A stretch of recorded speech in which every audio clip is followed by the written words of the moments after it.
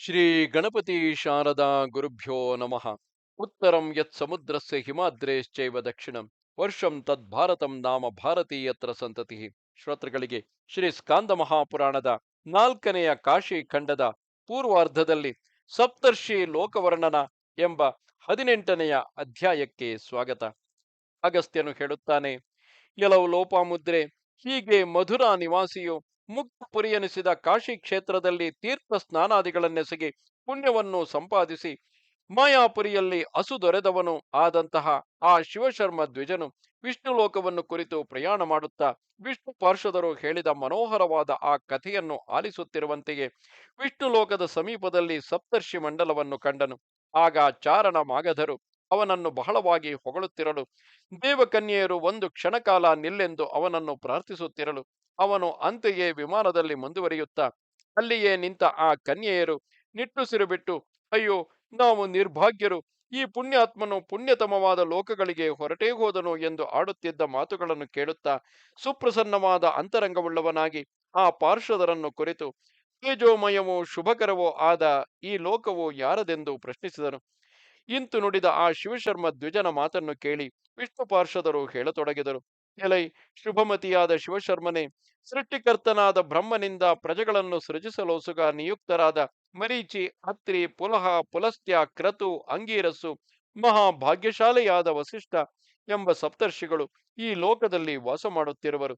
ಇವರೆಲ್ಲರೂ ಬ್ರಹ್ಮನ ಮಾನಸ ಪುತ್ರರು, ನಿಷ್ಕಲ್ಮಷರು, ಪುರಾಣಗಳಲ್ಲಿ ವರ್ಣಿತರಾದವರು. ಸಂಭೂತಿ, ಅನಸೂಯೆ, ಕ್ಷಮೆ, ಪ್ರೀತಿ, ಸನ್ನತಿ, ಸ್ಮೃತಿ, ಊರ್ಜೆ ಎಂಬುವರು ಕ್ರಮವಾಗಿ ಈ ಮಹರ್ಷಿಗಳ ಪತ್ನಿಯರು. ಇವರೆಲ್ಲರೂ ಲೋಕಮಾತೆಯರೆಂದು ಪರಿಗಣಿತರಾಗಿದ್ದಾರೆ. ಅಯ್ಯ ಶಿವಶರ್ಮನೆ, ಈ ಸಪ್ತರ್ಷಿಗಳ ತಪಃಪ್ರಭಾವದಿಂದಲೇ ಮೂರು ಲೋಕಗಳು ಧರಿಸಲ್ಪಟ್ಟಿರುವವು. ಪೂರ್ವದಲ್ಲಿ ಬ್ರಹ್ಮನು ಈ ಸಪ್ತರ್ಷಿಗಳನ್ನು ಸೃಜಿಸಿ ಇವರನ್ನು ಕುರಿತು, ಎಲೈ ಪುತ್ರರೇ, ನೀವೆಲ್ಲರೂ ಪ್ರಯತ್ನವಂತರಾಗಿ ವಿವಿಧ ರೂಪಗಳುಳ್ಳ ಪ್ರಜೆಗಳನ್ನು ಸೃಜಿಸಿರಿ ಎಂದು ಅಪ್ಪಣೆ ಮಾಡಿದನು.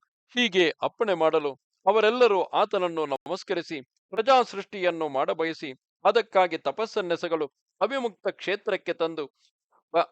ಕ್ಷೇತ್ರಕ್ಕೆ ಬಂದು ಸಮಸ್ತ ಜಂತುಗಳ ಮುಕ್ತಿ ಸಾಧನೆಗಾಗಿ ಕ್ಷೇತ್ರಜ್ಞನಾದ ಪರಮೇಶ್ವರನಿಂದಲೇ ನಿರ್ಮಿಸಲ್ಪಟ್ಟು ಅಧಿಷ್ಠಿತವಾಗಿರುವ ಅಲ್ಲಿ ತಮ್ಮ ಹೆಸರುಗಳಿಂದಲೇ ಶಿವಲಿಂಗಗಳನ್ನು ಪ್ರತಿಷ್ಠಿಸಿ ಶಿವನಲ್ಲಿಯೇ ಮನಸ್ಸನ್ನಿಟ್ಟು ನಿರತಿಶಯವಾದ ಭಕ್ತಿಯಿಂದ ಬಹಳ ಕಾಲ ಉಗ್ರವಾದ ತಪಸ್ಸನ್ನೆಸಗಿದರು.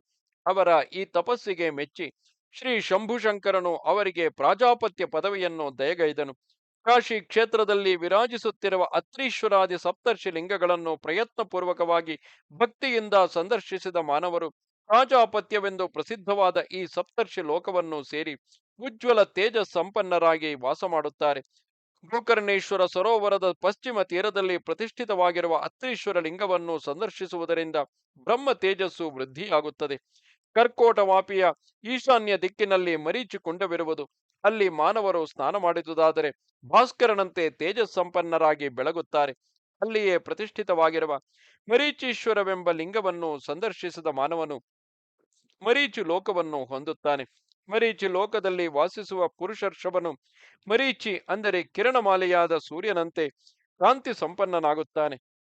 ಸ್ವರ್ಗದ್ವಾರದ ಪಶ್ಚಿಮಕ್ಕೆ ಪುಲಹೇಶ, ಪುಲಸ್ತ್ಯೇಶ ಲಿಂಗಗಳು ಪ್ರತಿಷ್ಠಿತವಾಗಿರುವವು. ಇವುಗಳನ್ನು ಸಂದರ್ಶಿಸಿದ ಮಾನವನು ಪ್ರಾಜಾಪತ್ಯ ಲೋಕದಲ್ಲಿ ಪೂಜ್ಯನೆನಿಸುತ್ತಾನೆ. ಮನೋಹರವಾದ ಹರಿಕೇಶ ವನದಲ್ಲಿ ಪ್ರತಿಷ್ಠಿತವಾಗಿರುವ ಅಂಗೀರಸೇಶ್ವರ ಲಿಂಗವನ್ನು ದರ್ಶನ ಮಾಡಿದ ಮಾನವನು ತೇಜಸ್ಸಂಪನ್ನನಾಗಿ ಈ ಸಪ್ತರ್ಷಿ ಲೋಕದಲ್ಲಿ ವಾಸ ಮಾಡುತ್ತಾನೆ. ರಮ್ಯವಾದ ವರಣಾ ನದಿಯ ತೀರದಲ್ಲಿ ಪ್ರತಿಷ್ಠಿತವಾಗಿರುವ ವಾಸಿಷ್ಠೇಶ್ವರ ಲಿಂಗವನ್ನು, ಅಲ್ಲಿಯೇ ಇರುವ ಕ್ಷತ್ರೀಶ್ವರ ಲಿಂಗವನ್ನು ಸಂದರ್ಶಿಸಿದ ನರನು ಈ ಸಪ್ತರ್ಷಿ ಲೋಕದಲ್ಲಿ ವಾಸವನ್ನು ಪಡೆಯುತ್ತಾನೆ. ಎಲೈ ಶಿವಶರ್ಮನೆ, ಹೀಗೆ ಕಾಶಿ ಕ್ಷೇತ್ರದಲ್ಲಿ ಸಪ್ತರ್ಷಿಗಳಿಂದ ಪ್ರತಿಷ್ಠಿತವಾಗಿರುವ ಈ ಸಪ್ತಲಿಂಗಗಳನ್ನು ಶುಭಾಕಾಂಕ್ಷಿಗಳಾದ ಮಾನವರು ಸೇವಿಸಿದ್ದಾದರೆ ಆ ಮಹರ್ಷಿಗಳು ಇಹಪರಗಳಲ್ಲಿ ಅವರಿಗೆ ಸರ್ವಾಭೀಷ್ಟಗಳನ್ನು ದಯಗೈಯುತ್ತಾರೆ. ಗಣಗಳು ಹೇಳುತ್ತಾರೆ, ಎಲೈ ಶಿವಶರ್ಮನೆ, ಮಹಾಭಾಗ, ಮಹಾಪುಣ್ಯವಂತೆಯೂ ಪಾತಿವೃತ್ಯ ಪರಾಯಣೆಯೂ ಸುಂದರಿಯೂ ಆದ ಅರುಂಧತಿಯು ಈ ಸಪ್ತರ್ಷಿ ಲೋಕದಲ್ಲಿಯೇ ಇರುವಳು. ಈಕೆಯ ಸ್ಮರಣ ಮಾತ್ರದಿಂದಲೇ ಗಂಗಾ ಸ್ನಾನ ಫಲವು ಲಭಿಸುತ್ತದೆ. ವಿಭುವಾದ ಶ್ರೀಮನ್ನಾರಾಯಣನು ಪವಿತ್ರ ಹೃದಯರಾದ ಇಬ್ಬರು ಮೂವರು ಅನುಚರರೊಡನೆ ಅಂತಃಪುರದಲ್ಲಿ ಮಹಾಲಕ್ಷ್ಮಿಯ ಮುಂಗಡೆ ಈ ಅರುಂಧತಿ ದೇವಿಯ ಪಾತಿವೃತ್ಯದಿಂದ ಸಂತೋಷಗೊಂಡು ಈಕೆಯ ಚರಿತ್ರೆಯನ್ನು ಹೇಳುತ್ತಿದ್ದನು. ಎಲೆ ಭಾಮಿನಿ, ಕಮಲೆ, ಭೂಮಂಡಲದಲ್ಲಿ ಬೇರಾವ ಸ್ತ್ರೀಯ ಮನಸ್ಸು ಅರುಂಧತಿ ದೇವಿಯ ಮನಸ್ಸಿನಂತೆ ಪರಿಶುದ್ಧವಾಗಿರುವುದಿಲ್ಲ. ಆಕೆಗಿರುವ ರೂಪ, ಆಕೆಯ ಶೀಲ, ವಂಶೋನ್ನತಿ, ಕಲಾ ಕೌಶಲ್ಯ, ಸಂಪತ್ತಿ, ಶುಶ್ರೂಷಾ ಸಾಮರ್ಥ್ಯ, ಮಾಧುರ್ಯ, ಗಾಂಭೀರ್ಯ, ಪೂಜ್ಯರಾದ ಅತಿಥಿ ಅಭ್ಯಾಗತರ ಪರಿಚರ್ಯೆ ಮೊದಲಾದ ಶುಭಗುಣ ಸಂಪದವು ಆ ಅರುಂಧತಿಯಲ್ಲಿ ಇರುವಂತೆ ಮತ್ತಾವ ನಾರಿಯಲ್ಲಿಯೂ ಇರುವುದಿಲ್ಲ. ಕೆಲವು ಪ್ರಿಯಳೇ, ಲೋಕದಲ್ಲಿ ಅರುಂಧತಿಯ ಹೆಸರನ್ನಾದರೂ ಇಟ್ಟುಕೊಂಡಿರುವ ಸ್ತ್ರೀಯರೇ ಧನ್ಯರು, ಅವರೇ ಭಾಗ್ಯವತಿಯರು, ಅವರೇ ಶುದ್ಧ ಬುದ್ಧಿಯುಳ್ಳವರು, ಆಕೆಯ ಪ್ರಸಂಗವನ್ನು ಹೇಳಿಕೊಳ್ಳುವವರು ಧನ್ಯಾತ್ಮರು. ನಮ್ಮ ಭವನದಲ್ಲಿ ಪತಿವ್ರತೆಯರ ಮಾತು ಬಂದಾಗ ಮಹಾಪತಿವ್ರತೆಯಾದ ಈ ಅನಸೂಯೆಯೇ ಪ್ರಥಮ ಸ್ಥಾನದಲ್ಲಿ ಪರಿಗಣಿತೆಯಾಗುತ್ತಾಳೆ. ಹೀಗೆ ಆ ವಿಷ್ಣು ಪಾರ್ಷದರು ಸಪ್ತರ್ಷಿ ಲೋಕದ ಸಂತೋಷಕರವಾದ ಕಥೆಯನ್ನು ಹೇಳುತ್ತಿರುವಂತೆಯೇ ಮೂರು ಲೋಕಗಳು ನಾಶವಾದರೂ ಸ್ಥಿರವಾಗಿಯೇ ಇರುವ ಧ್ರುವಲೋಕವನ್ನು ಆ ಶಿವಶರ್ಮ ದ್ವಿಜನು ಕಂಡವನಾದನು.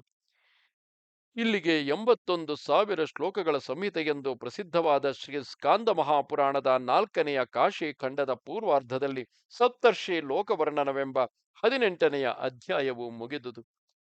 ನಮಸ್ತೆ ಶಾರದೆ ದೇವಿ, ಕಾಶ್ಮೀರ ಪುರವಾಸಿನಿ, ತ್ವಾಮಹಂ ಪ್ರಾರ್ಥಯೇ ನಿತ್ಯಂ, ವಿದ್ಯಾದಾನಂಚ ದೇಹಿಮೆ. ನಮಸ್ಕಾರ.